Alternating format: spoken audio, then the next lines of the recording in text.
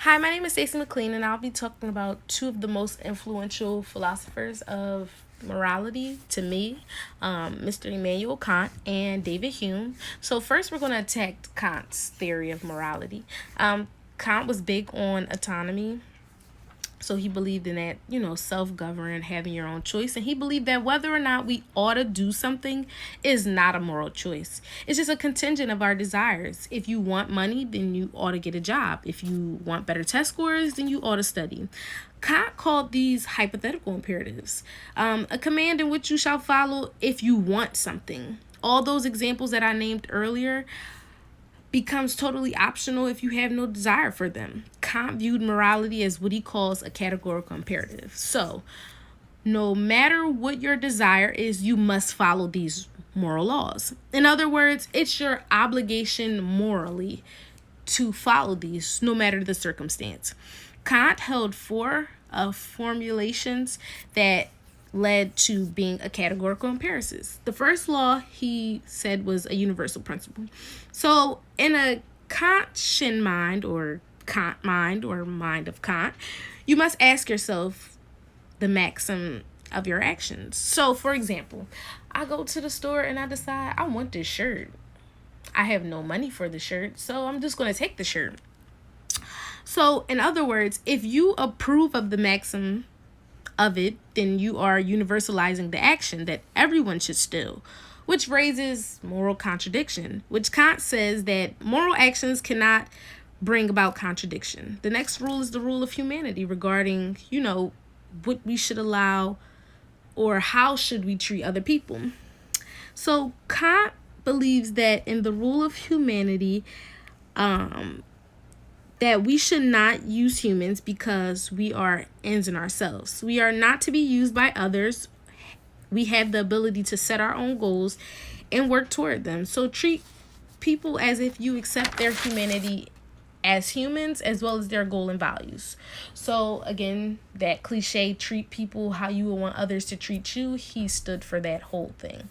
Kant believed that we are all autonomous and you should know your moral worth, which means we should not manipulate others or let others manipulate us for our own benefit. He believed that when you do this, you rob someone out of their own accomplishments and goals to achieve yours. And this goes against his categorical imperative theory.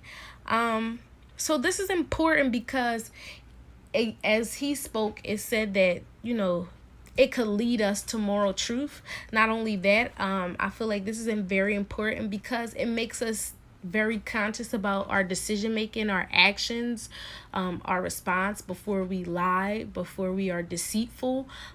We really sit deep in those thoughts and all the people that it could affect or hurt prior to making those actions. And that's why I feel like this is very important. The next artist I will talk about is Mr. David Hume.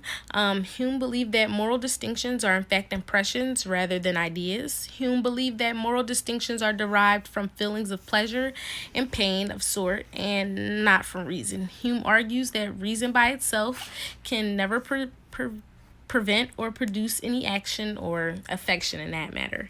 But since moral concerns actions and affection, it cannot be based off reason, which is why Hume mentions that reason is just a piece of information that drives us.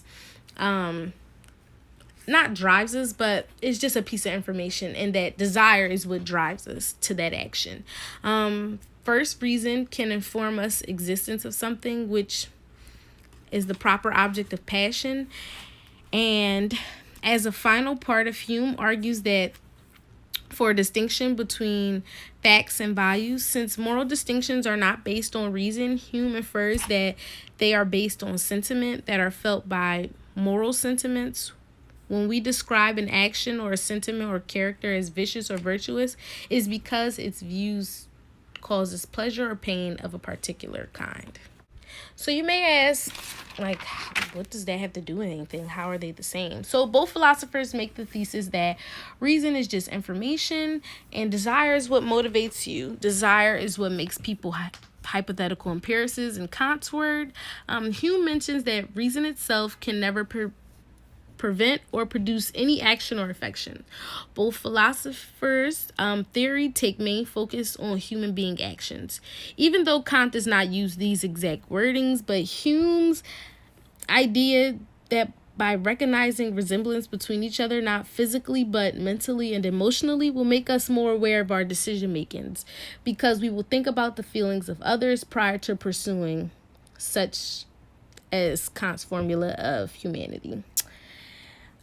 If we do not want others to bring us pain, do not bring pain unto others, and so forth.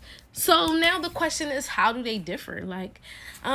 So Hume often seems more concerned with explaining morality as a natural phenomenon than in settling out a normative ethical theory, treating moral actions as a part of the same physical world in which we know things as cause and effect. So by our own personal experiences, in other words.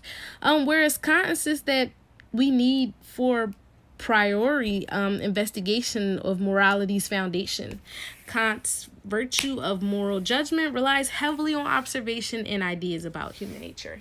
So in a nutshell, that is one of the most significant. I hope this video was able to help you. Thank you and have a good day.